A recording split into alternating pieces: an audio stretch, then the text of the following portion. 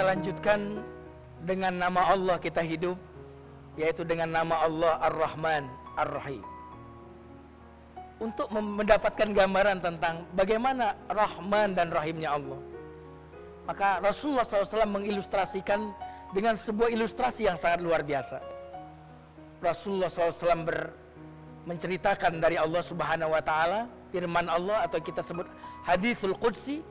Sungguhnya Allah Subhanahu wa Ta'ala memiliki 100 rahmat. 99-nya Allah simpan.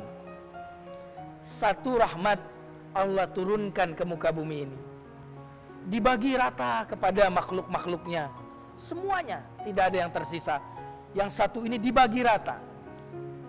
Kemudian digambarkan bahwa yang satu itulah, karena yang satu itulah seekor induk ayam mengangkat kakinya, khawatir menginjak anaknya. Subhanallah, Ar-Rahman, Ar-Rahim. Subhanallah, satu itu yang membuat kita bersabar dengan anak kita. Satu itu yang membuat kita mau melayani pasangan kita. Satu itu yang membuat cerita-cerita tidak pernah habis berbicara tentang cinta. Coba kita perhatikan firman Allah Subhanahu wa Ta'ala dalam ayat Al-Quran. Bismillahirrahmanirrahim. Wa ammal ladzina yaddat wujuhuhum fa fi rahmatillah hum fiha khalidun.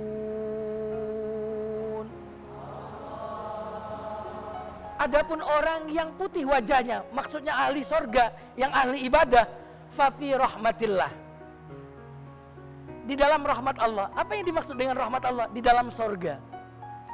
Allah menamakan sorga dengan rahmatnya. Fa fi rahmatillah, masuk ke dalam sorga Allah. Jadi sorga adalah rahmat Allah. Karena itu di dalam hadis qudsi Allah berfirman, engkau adalah rahmatku. Allah berfirman kepada sorga, wahai sorga, engkau adalah rahmatku. Denganmu aku menyayangi hamba-hambaku. Subhanallah. Jamaah Masjid An-Ni'mah yang dimuliakan Allah, dan juga para pemirsa TV One dimanapun Anda berada.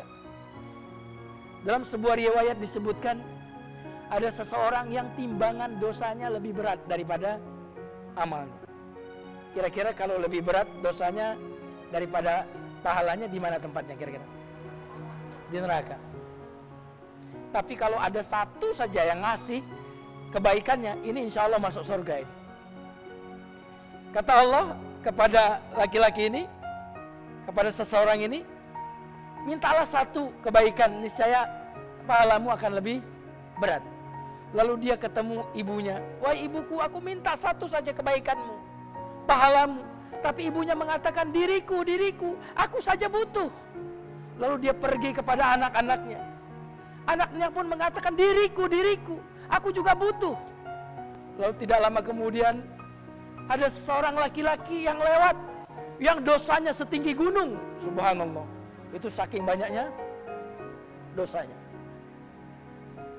Setinggi gunung. Tetapi dia ini punya satu kebaikan.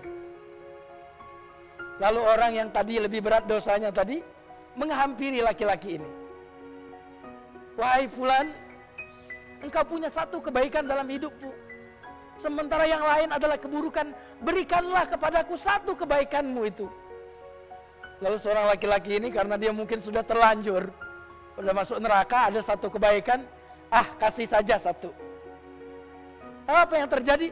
Satu kebaikan ini diberikan kepada orang yang dosanya tadi lebih berat daripada pahalanya. Karena itu orang yang diberikan kebaikan tadi sangat gembira, saking senangnya dia berterima kasih. Terima kasih ya Allah, terima kasih wahai fulan.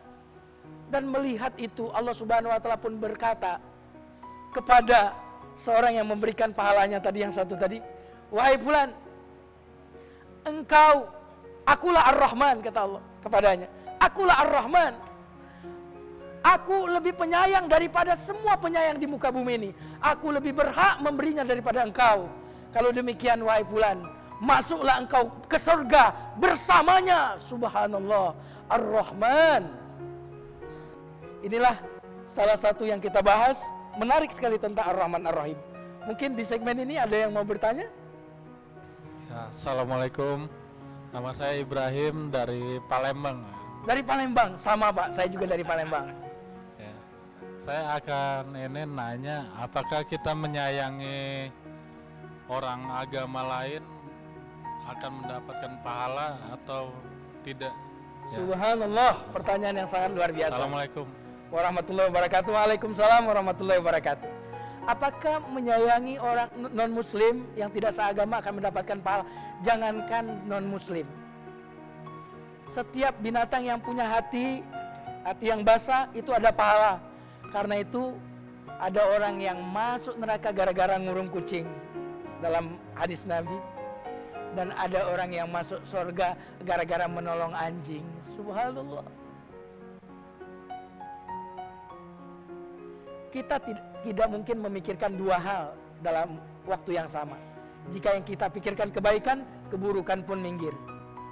Tapi jika kita pikirkan keburukan, kebaikan pun minggir. Nah, karena saya ingin semua kita menjadi lebih baik lagi, kita akan lanjutkan pembahasan kita pada sesi berikutnya, insya Allah.